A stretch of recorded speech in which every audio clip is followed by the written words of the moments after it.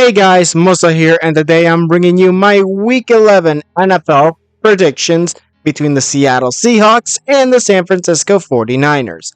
Now, without further ado, let's get started. Now, let's kick it off with the injury report, starting with the San Francisco 49ers as defensive tackle Kevin Gaines and punter Mitch Wishnowski, I think that's how you say it, with a groin and back injury respectively, both out for the game.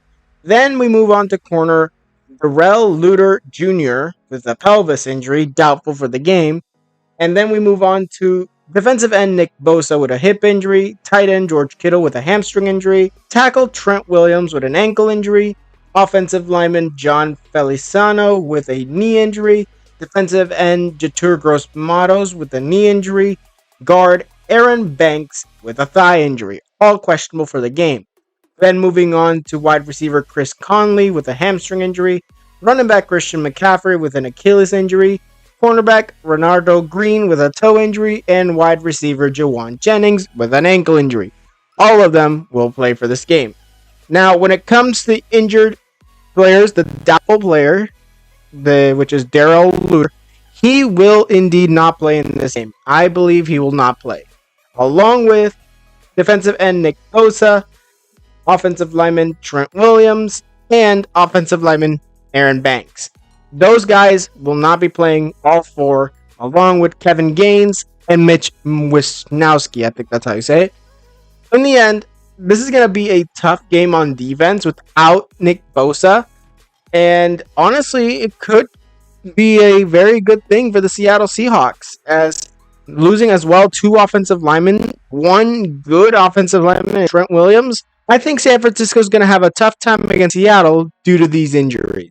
Now, moving on to the offense of the 49ers, starting with quarterback Brock Purdy, running back Christian McCaffrey, fullback Al Juszczyk, wide receiver Deebo Samuels, along with Jawan Jennings and Rick Pearsall. Then tight end George Kittle, but if he cannot go, Eric Sobert will take over. Left tackle will be Trent Williams, but if he cannot go, Jalen Moore will take over. Then moving on to left guard, which is Aaron Banks, and if he cannot go, Spencer Burford will take over for him. And Jake Brindell at center, along with guard Dominic Puny at right guard, and right tackle Colton McKivitz. So when it comes to the offensive line on the left side, if all those players are out, Banks and Williams, that's going to be heavy coming from the Seattle Seahawks pass rush, especially with players like Nwosu, not Nwosu, Boye Mafe and Derek Hall coming after you.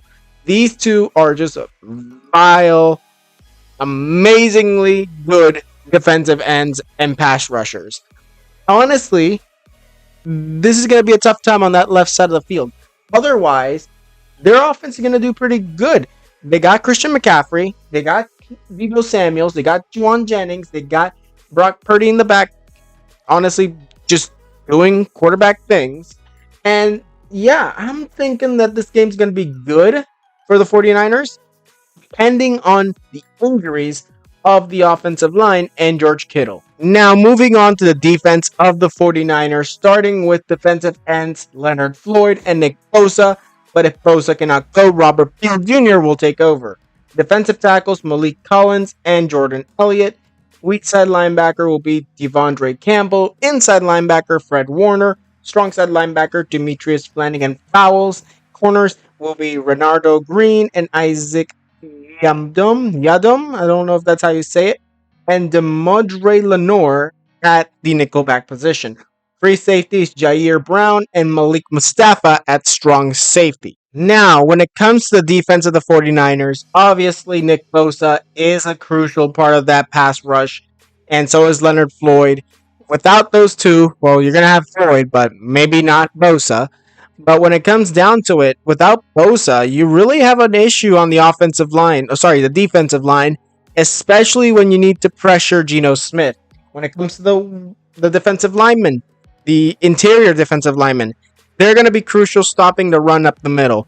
And realistically, I see that the San Francisco 49ers covering up those holes perfectly. But then it comes to the outside. How you deal with that? That's Devondre Campbell and Demetrius Flanagan Fowles. Their job is to get the outside blocked for Kenneth Walker, and then you get the inside linebacker making sure the tight end doesn't do anything, which should be AJ Barner. And then you get the defensive backs going up against the obviously the receivers. And these receivers being DK Metcalf is gonna be a tough cookie to block or stop or anything, realistically. And honestly, JSN and Tyler Lockett, maybe one or two block corners or whatever defensive back you put, that's good enough. But DK, you're going to need three guys on him because this guy can catch balls even when blocked by four guys, probably. This guy's strong and tall, and that's all you need when you're DK Metcalf. And to be honest, that's going to be a tough time for the defense of the 49ers. Now, on to the injury report of the Seattle Seahawks, starting with tight end Noah Fant with a groin injury and tight end Brady Russell with a foot injury. Both out for this game. Then moving on to defensive end Leonard Williams with a foot injury, tackle Abraham Lucas with a knee injury, linebacker Boye Mafe with a knee injury, wide receiver DK Metcalf with a knee injury, defensive end Draymond Jones with a shoulder injury, and safety Kobe Bryant with an illness. Now, when it comes to those last players, they will play. The only two who will be out are Noah Fant and Brady Russell. Losing Noah, that's a big issue. But we still have DK, we still have JSN, we still have Tyler Lockett. So realistically, I don't see any issues on defense or offense for the Seahawks other than you got returning players such as Abraham Lucas. How will he perform? How will DK perform? And how will the defense perform with Leonard Williams coming in with a previous injury, and same goes for Draymond Jones? I honestly think the Seahawks will be just fine, both offensively and defensively when it comes to injuries. Now, on to the Seattle Seahawks offense, starting with quarterback Geno Smith, running back Kenneth Walker, wide receivers DK Metcalf, Jackson Smith-Njigba, and Tyler Lockett. Tight end will be AJ Barner, left tackle Carlos Cross, left guard Laken Tomlinson, center Oluwatini, I think that's how you say it. And then we get right guard Anthony Bradford and right tackle Abraham Lucas. Now, when I'm thinking of the offensive line, I'm okay with it. Cross and Lucas on the tackle positions, Tomlinson and Bradford at guards, and Olu, not really that big of a hit for me. But other than that, pretty decent, and will do a decent job. Then we get Kenneth Walker in that backfield. Honestly, if this guy doesn't go almost 100 yards or over 100 yards rushing, that's a down game for him. And then we get DK Metcalf, Smith-Njigba, and Tyler Lockett. These are incredible wide receivers, DK being the best wide receiver Seattle has. So realistically, I'm seeing this as a Seattle team who is really going to explode with deep bumps for DK Metcalf. Or maybe toss it up the middle to Jackson Smith-Njigba. Deep downfield, down the middle. Or some shallow routes with Tyler Lockett. And then just let him take speed. But realistically, when it comes down to it, I think Geno Smith will manage this game quite easily. But still, it is up for determination if he gets pressured by Bosa and Leonard Floyd and how the defense will perform against the Seattle offense. Now, moving on to the defense of the Seattle Seahawks, starting with defensive ends Jerron Reed and Leonard Williams. Nose tackle will be Jonathan Hankins. Weak side linebacker Derek Hall. Strong side linebacker Boye Mafe. Inside linebackers will be Trice McKnight and Ernest Jones IV. Then we get Tariq Woolen and Trey Brown at corner, with nickelback being Devin Witherspoon. Free safety Julian Love and Kobe Bryant at strong safety. Now, when it comes to this defense, I honestly believe that the defense of the Seattle Seahawks will do a decent job, although we're still facing off against Christian McCaffrey, potentially George Kittle, Deebo Samuels, and Brock Purdy leading the charge as the quarterback. I'm still thinking the Seattle has a chance, especially with the injuries.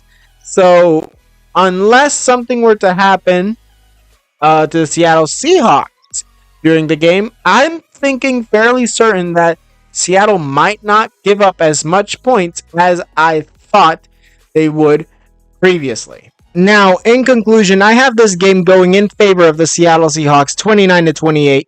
I think it's going to be the injuries. The injuries is what's going to hamper the San Francisco 49ers, and we're going to be seeing a Seattle Seahawk offense and defense going on all cylinders, although there is a chance, because it's a slim chance, that the 49ers take a game-winning field goal and win it 31 maybe? Yeah, 31-29, but still, it's in the margin of error. I think that the Seattle Seahawks will win, but anything can literally happen, and Seattle could come up with an L, and honestly, I hope that doesn't happen. Now, that was it for this video. Tell me what you guys think in the comments below. Tweet me any video ideas. Also, tell me down in the comments below, who do you think will win and who do you think will lose? Tell me down in the comments below. Now, like this video if you liked it, subscribe, and hit the notification if you want more videos. And I'll see you guys next time.